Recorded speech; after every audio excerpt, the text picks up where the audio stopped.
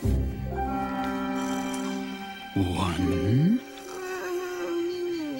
1, 5, 2, 6, 5 little rabbits.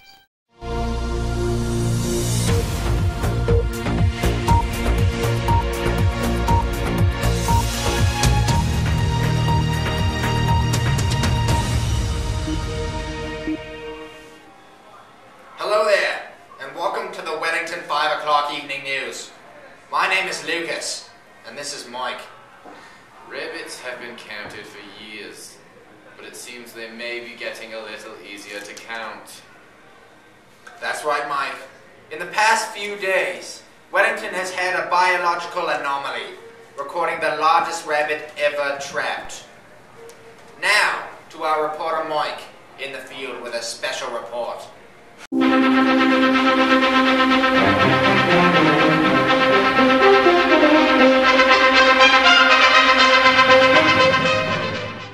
Walk down Swan Lane on any given Sunday and you will find this scene. What seems uncommon in this picture? Is it the rabbit's color? Is it the luster of his coat? Or is it his improper shooting form? No, look closer and you will find that this rabbit is substantially larger than your average rabbit. The rabbit's education begins at birth, with the parents as the main educators. Now Leonard, lacking that vital role in his life, has been enrolled in regular school to hopefully be able to survive in the real world as a rabbit his size. In school, Leonard will learn valuable life skills, such as a very commanding knowledge of the English language, knowledge of trades,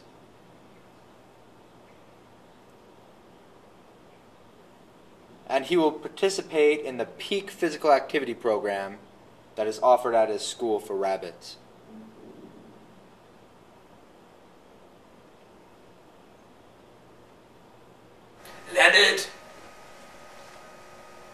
Leonard, how do we put this nicely?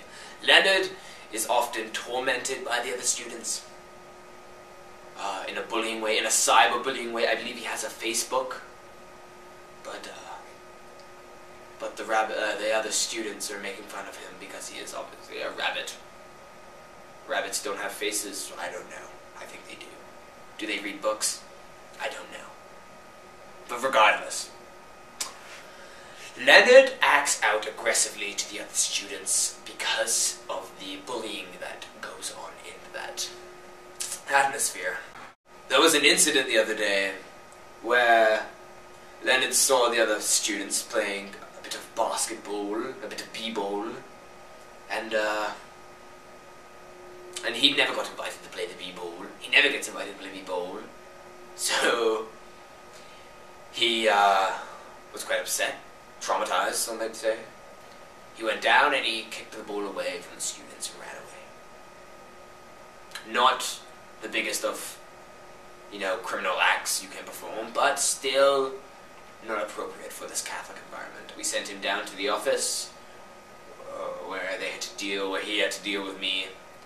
I sat him in that chair over there, and we just had a little discussion. A little heart to heart, a little man to rabbit. He gets a phone call home. I must have phoned their parents 9 times to this date, and not once have they answered the phone. I think being a rabbit, you don't have a phone. I think you just gotta live in a hole where you poop and eat. Lepus sylvaticus is very aggressive by nature when confronted by a predator. In nature, Leonard would have a fairly easy time dealing with the regular predators of the rabbit. This can lead to a situation where, if domesticated, Leonard can display large amount of aggression towards humans if provoked. Leonard is a rabbit, as we all know, but most importantly is that he gets discriminated against. influenced by the other students. So when he wishes to play sports such as football, when he tried out this season, tremendous athlete, but when he went to try out, the other students made fun of him. He doesn't have a thumb, so it's difficult for him to catch the ball. He can't run because he has to hop. And in many situations, he is very violent, and not being able to have strong upper body, Leonard is forced to bring shims and other little devices made to stab the other students, such as a toothbrush that has been sharpened on stone. And then, in the middle of the tryout, he will stab the other students repeatedly. We have had 76 deaths at this school so far, and we've been open for 2 months. And Leonard he's a handful.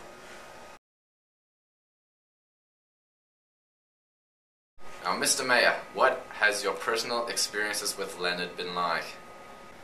Well, personal experiences refer to as like this rabbit is a menace to this town. He has vandalized time and time again many of the tributes of this town, and we have spent a substantial amount of money from the town cleaning up after this rabbit. On one occasion, he threw feces at my wife. Your accent is very strange. You're the mayor of Wellington, yet here you are, speaking like some American. I'm a foreign governor. Ah! Yes. Thank you for clarifying. Now, what has your administration done to prevent said rabbit? Well, what we've done so far is we have set up surveillance around the city to see and catch Leonard in action. Do you think, like protesters are saying, that because he is human-sized, he deserves the same amount of human rights in terms of surveillance? He's a rabbit. A rabbit. Now, we at the station tried to get Leonard in for an interview, but we soon realized that getting an interview with a rabbit would be pointless, because rabbits cannot speak. Let's all remember that although he is big, he is still a rabbit. He is tasty, he is fast, he's furry, he's pretty cute, but a rabbit. Thank you. Cottontail rabbits thrive in a very social environment. This need to interact with others is the main cause of both Leonard's role as social butterfly in the community, as well as the havoc he wreaks. You see, the thing about Leonard is that when he's confronted by something that is threatening to him, he may even resort to running. And the thing about when Leonard runs, he isn't running just for the sake of running. It's not like, run, I've got a fever and the only cure is more running. The thing is, Leonard is running for his life. And if people are in his way, they're gonna get pushed.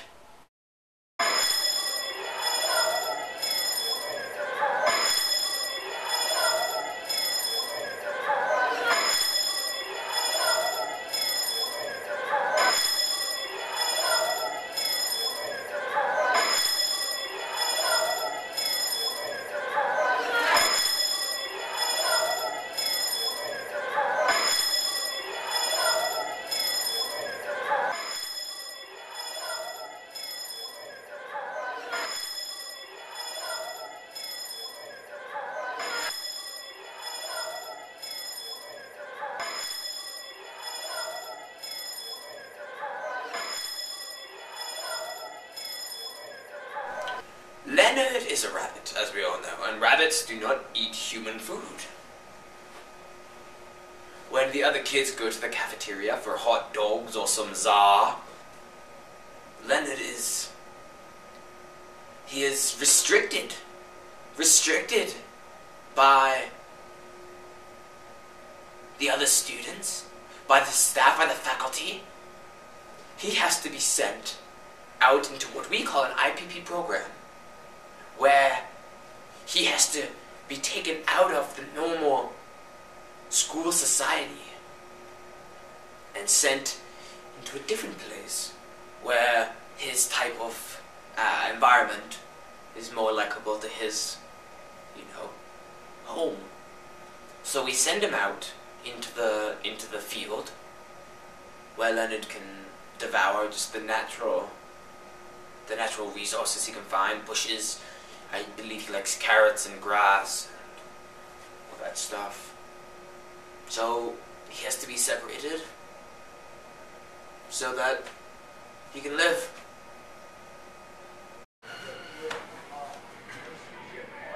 We're here at the local Tim Hortons to observe Leonard in his natural habitat. As he pulls up his car to the drive-thru, Leonard stands out like a virgin at an inner-city school.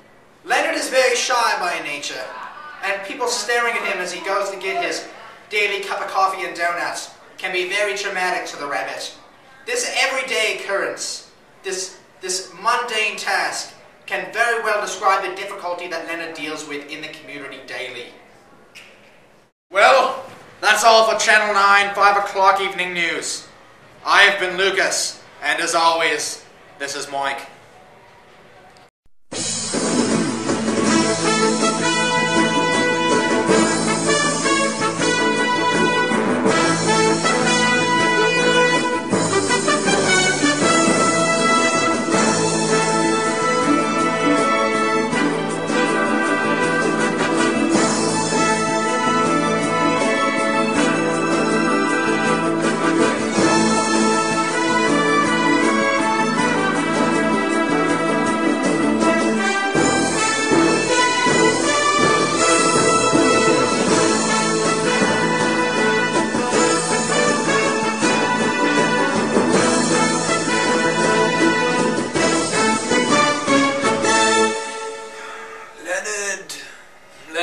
Leonard.